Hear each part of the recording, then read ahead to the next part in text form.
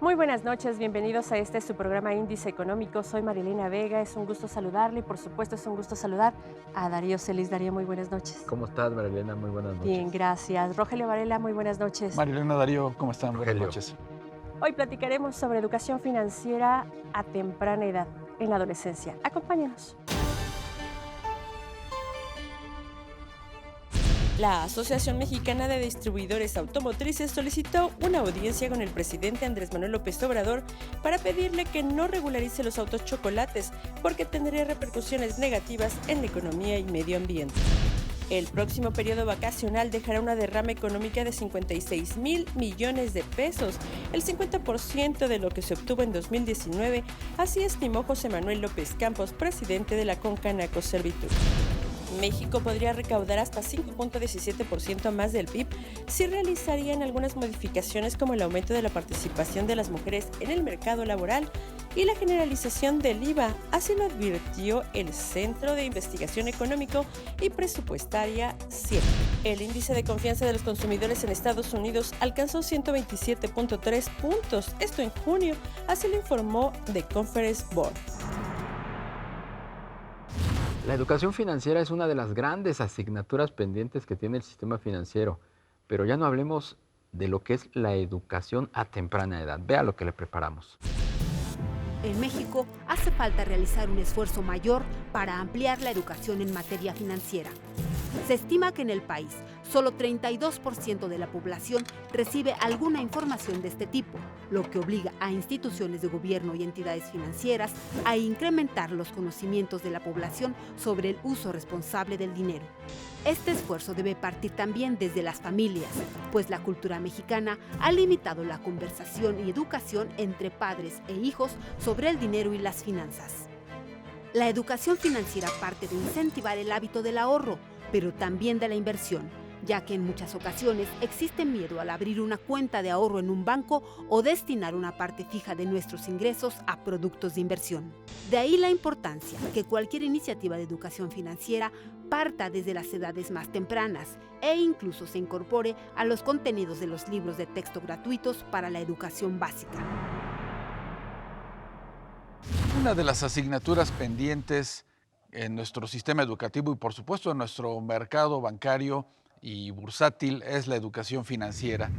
¿Cómo ha penetrado esto entre niños y jóvenes y qué tanto podemos hacer desde nuestros hogares para fomentar el ahorro y la inversión? Bueno, este es nuestro tema y esta noche para platicar de ello nos acompaña Carlos Ponce, director de la consultora SNX y sin duda un experto en estos temas, ha publicado varios libros. ¿Qué tal, Rogelio? Muchas gracias por la invitación nuevamente. Carlos, pues platícanos después de varios programas, varios intentos de entidades financieras por buscar, digamos que ampliar la educación financiera, ¿cómo nos ubicamos en estos momentos? Hijo, mira, yo creo que sigue siendo una materia que debemos en este país y sin duda, Rogelio, creo que es de las más importantes. En la oportunidad que yo tengo de presentarme en diversos foros, es muy frecuente la pregunta de cuál sería pues, el tema de mayor preocupación o de mayor reto en nuestro país, ¿no? Y te preguntan sobre tratados comerciales, sobre temas de inseguridad, sobre todo este tipo de cuestiones. Y de veras, yo no dudo en señalar que el tema de la educación en un sentido amplio pues es de lo más importante y en particular el tema de educación financiera, ¿no? Seguimos todavía con una serie de mitos muy peligrosos, Rogelio. No diría yo que esto resuelve al 100% una situación muy complicada en la economía del país, desde el punto de vista de, pues, del ingreso promedio, ¿no? Ahorita si quieres te doy algunos datos duros, pero sí creo que contribuiría de forma muy importante a un mucho mayor bienestar, ¿no? Si separamos, Rogelio, así de entrada, conceptos de ahorro y de inversión que mucha gente suele confundir frecuentemente y que son distintos y me atrevo a anticipar que la gente que ahorra lamentablemente no logra construir patrimonios porque lamentablemente los niveles de inflación familiar y personal anualmente terminan superando pues, las tasas de interés que el banco ofrece. pues eso no ayuda o no logra que puedas cumplir patrimonios. Y ya lo que tiene que ver como la inversión como tal, pues todavía el rezago es mucho mayor. Te doy un par de datos duros y particularmente hablando de la inversión bursátil, y ahora te voy a decir por qué de la inversión bursátil, pero mira, hasta hace algunos años en países como Estados Unidos, en donde tienen un nivel de educación financiera mucho mayor, de cada 1,000 habitantes de la población económicamente activa, 600, es decir, el 60%, invierten en el mercado accionario. En México, de cada 1,000, solamente hay 4 inversionistas en el mercado accionario, ¿no? Entonces, pues eso te da una idea del nivel de rezago y por otro lado, pues de la oportunidad que tenemos para alentar a la gente a que atienda estos temas, Oye, ¿no? Carlos, mucho se ha hablado de educación financiera, de comenzar a aplicarla. ¿Es cierto que el sistema financiero, llámese banca, también la Conducef, las aseguradoras, muchos organismos han hecho un esfuerzo? Sin embargo, no es suficiente. ¿Qué se podría hacer para que verdaderamente la educación financiera sea parte de las familias, parte de la educación a temprana edad?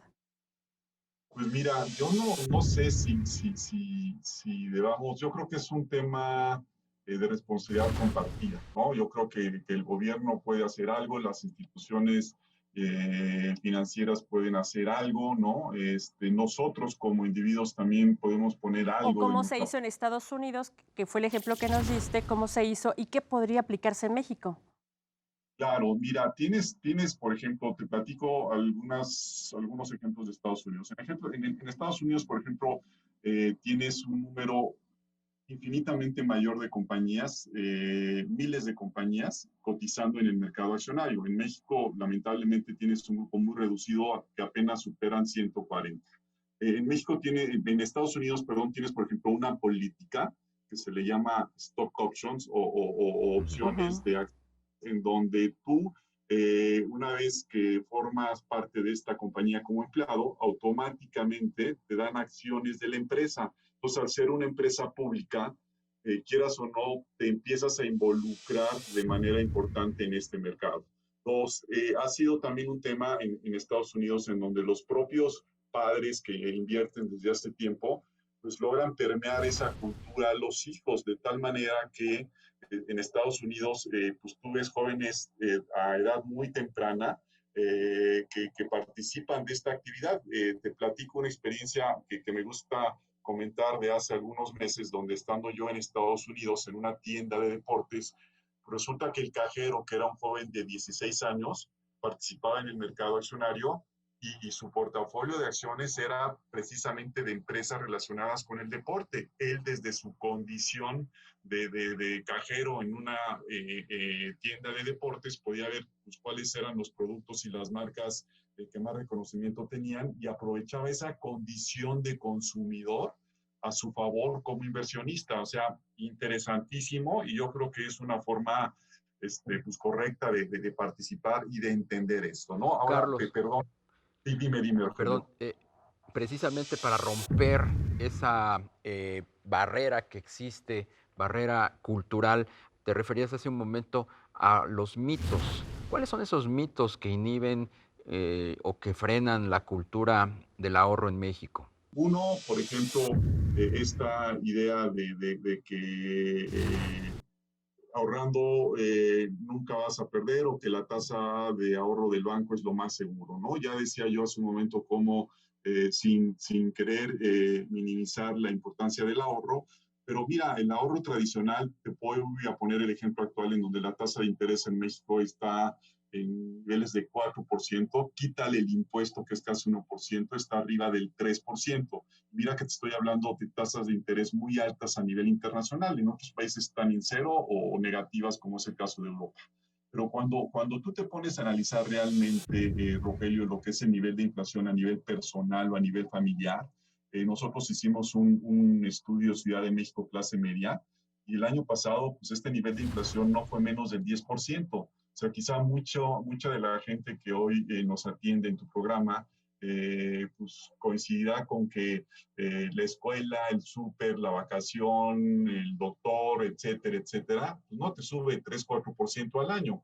Entonces, tus verdaderos niveles de inflación cuando son más del 10%, pues lo único que hacen es, van haciendo que pierdas el poder adquisitivo con ese ahorro. Entonces, esa idea de que el banco es lo más seguro no necesariamente es cierto.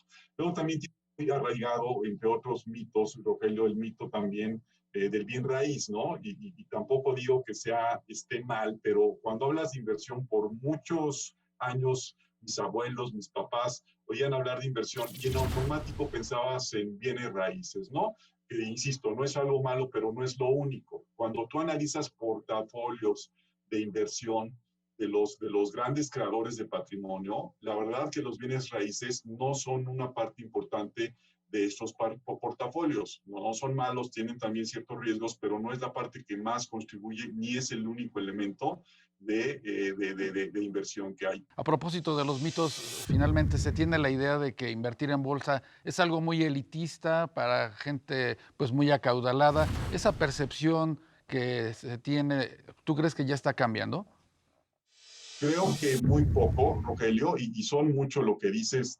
Mira, hablas tú de que necesitas mucho dinero, de que es muy riesgoso, que es un tema de apuesta, que debiste de haber estudiado finanzas, economía, contabilidad para poder atender. La verdad que el tema de la inversión es un tema universal. Creemos que la única manera en México de poder aspirar a ser empresario es de la manera tradicional, que es, oye, poniendo tu propio negocio, con todo lo que eso implica en términos a veces de no tener experiencia, de no tener los socios, de no tener pues muchos temas, de no tener un buen plan de negocios estipulado. Y esto lo que ha generado, Rogelio, es que la estadística dura te dice que de cada 10 compañías que inician en México el primer año sobreviven solo 2.